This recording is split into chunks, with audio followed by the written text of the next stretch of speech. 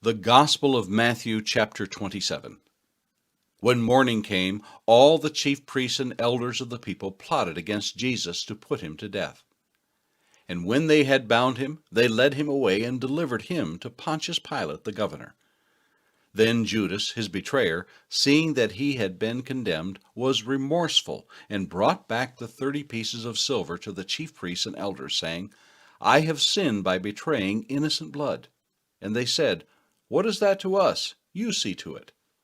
Then he threw down the pieces of silver in the temple, and departed, and went and hanged himself. But the chief priests took the silver pieces and said, It is not lawful to put them into the treasury, because they are the price of blood. And they consulted together, and bought with them the potter's field, to bury strangers in. Therefore that field has been called the field of blood to this day. Then was fulfilled what was spoken by Jeremiah the prophet, saying, And they took the 30 pieces of silver, the value of him who was priced, whom they of the children of Israel priced, and gave them for the potter's field, as the Lord directed me. Now Jesus stood before the governor, and the governor asked him, saying, Are you the king of the Jews? Jesus said to him, It is as you say. And while he was being accused by the chief priests and elders, he answered nothing. Then Pilate said to him, Do you not hear how many things they testify against you? But he answered him not one word, so that the governor marveled greatly. Now at the feast the governor was accustomed to releasing to the multitude one prisoner whom they wished. And at that time they had a notorious prisoner called Barabbas.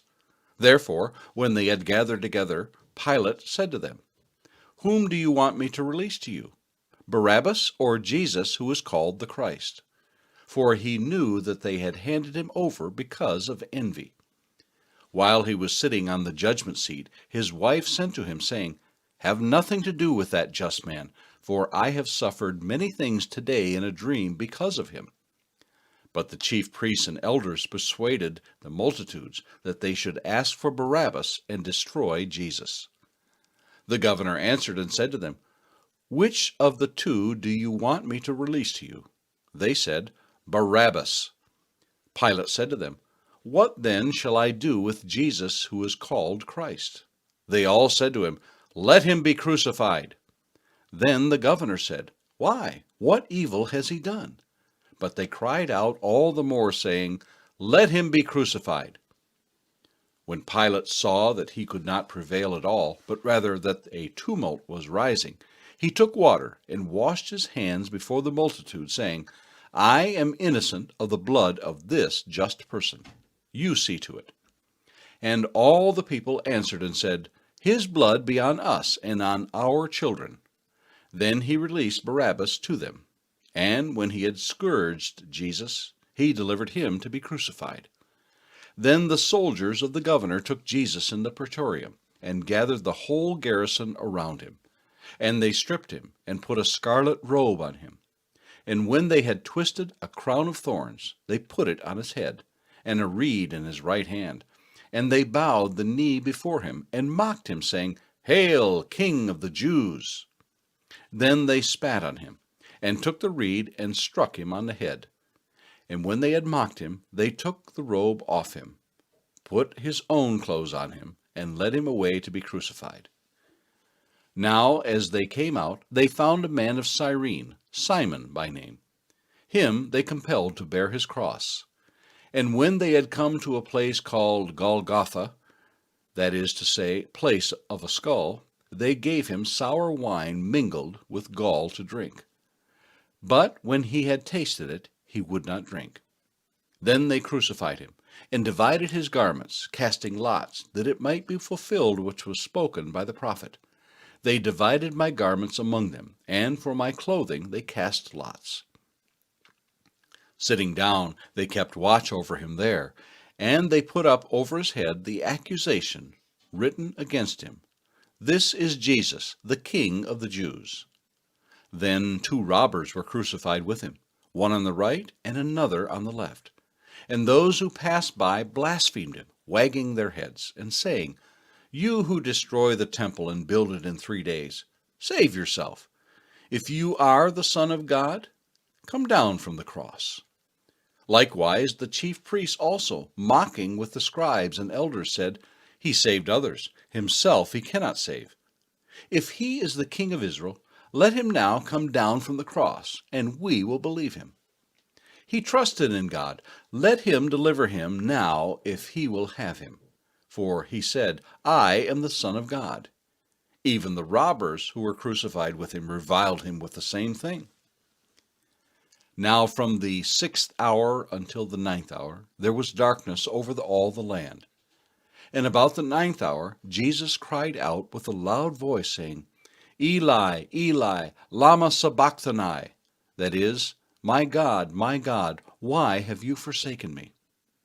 Some of those who stood there, when they heard that, said, "This man is calling for Elijah."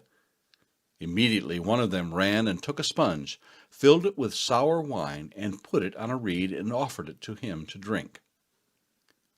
The rest said, "Let him alone. Let us see if Elijah will come to save him." And Jesus cried out again with a loud voice, and yielded up his spirit. Then, behold, the veil of the temple was torn in two from top to bottom, and the earth quaked, and the rocks were split, and the graves were opened, and many bodies of the saints who had fallen asleep were raised. And coming out of the graves after his resurrection, they went into the holy city and appeared to many. So when the centurion and those with him who were guarding Jesus saw the earthquake and the things that had happened, they feared greatly, saying, "Truly, this was the Son of God." And many women who followed Jesus from Galilee, ministering to him, were there looking on from afar, among whom were Mary Magdalene, Mary the mother of James and Joses, and the mother of Zebedee's sons.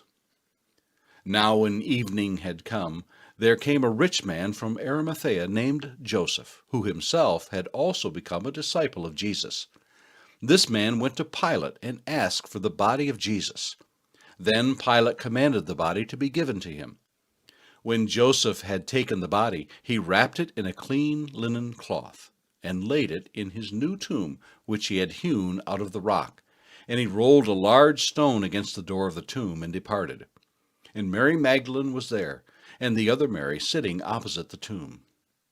On the next day, which followed the day of preparation, the chief priests and Pharisees gathered together to Pilate, saying, "Sir, we remember, while he was still alive, how that deceiver said, 'After 3 days I will rise.' Therefore, command that the tomb be made secure until the 3rd day, lest his disciples come by night and steal him away, and say to the people, 'He has risen from the dead.' So the last deception will be worse than the first." Pilate said to them, "You have a guard? Go your way, make it as secure as you know how." So they went and made the tomb secure, sealing the stone and setting the guard. Psalm 27, a psalm of David. The Lord is my light and my salvation. Whom shall I fear? The Lord is the strength of my life. Of whom shall I be afraid? When the wicked came against me to eat up my flesh, my enemies and foes, they stumbled and fell. Though an army may encamp against me, my heart shall not fear. Though war may rise against me, in this I will be confident. One thing I have desired of the Lord, that I will seek, that I may dwell in the house of the Lord all the days of my life, to behold the beauty of the Lord, and to inquire in his temple. For in the time of trouble he shall hide me in his pavilion. In the secret place of his tabernacle he shall hide me. He shall set me high upon a rock. And now my head shall be lifted up above my enemies all around me. Therefore I will offer sacrifices of joy in his tabernacle. I will sing, yes, I will sing praises to the Lord. Hear, O Lord, when I cry with my voice. Have mercy also upon me, and answer me. When you said, "Seek my face," my heart said to you, "Your face, Lord, I will seek." Do not hide your face from me. Do not turn your servant away in anger. You have been my help. Do not leave me nor forsake me, O God of my salvation. When my father and my mother forsake me, then the Lord will take care of me. Teach me in your way, O Lord, and lead me in a smooth path because of my enemies. Do not deliver me to the will of my adversaries, for false witnesses have risen against me, and such as breathe out violence. I would have lost heart unless I had believed that I would see the goodness of the Lord in the land of the living. Wait on the Lord. Be of good courage, and he shall strengthen your heart. Wait, I say, on the Lord.